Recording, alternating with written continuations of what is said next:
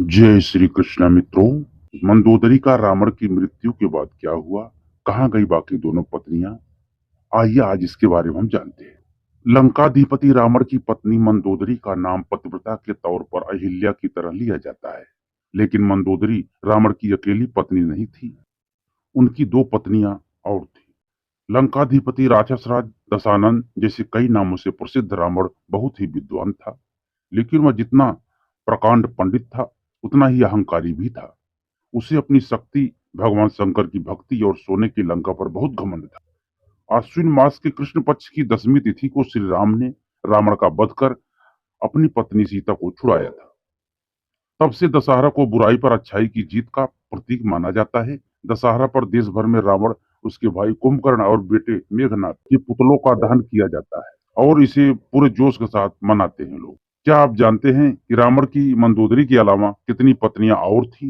रावण वध के बाद मंदोदरी का क्या हुआ, आइए दोस्तों वीडियो में हम जानते हैं। नमस्कार दोस्तों, हमारे मोटिवेशनल दोस्तों, आप लोग जो चैनल में चैनल को सब्सक्राइब कर लेना और कमेंट में जय श्री कृष्णा जरूर लिखें। रावण के पूरे परिवार में सिर्फ दो लोग सीता के अपहरण और राम से युद्ध के खिलाफ थे। उनमें एक भाई विभीषण और दूसरी पत्नी मंदोदरी थी। दोनों रावण को लगातार समझाते रहे कि सीता को सम्मान पूर्वक राम को लौटा दो और युद्ध को टाल दो, लेकिन लंकाधिपति नहीं माने। फिर युद्ध हुआ और राम ने रावण का वध कर दिया। वाल्मीकि रामायण में बताया गया है कि जब रावण की युद्ध में मृत्यु होती है तो मंदोदरी कहती है, अनेक यज्ञों का विलोप करने वाले, धर्म को तोड़ने वाले, देव असुर व मनुष्यों की कन्याओं का हरण करने वाले, आज तू अपने पाप कर्मों के कारण ही मृत्यु को प्राप्त हुआ है। रावण के वध के बाद राम ने लंका का राजपाट रावण के छोटे भाई विभीषण को सौंप दिया। दोस्तों, जान लेते हैं रावण वध के बाद मंदोदरी का क्या हुआ। रावण की मृत्यु के बाद भगवान राम ने मंदोदरी और विभीषण के विवाह का प्रस्ताव रखा। मंदोदरी ने इस प्रस्ताव को मानने से इनकार कर दिया।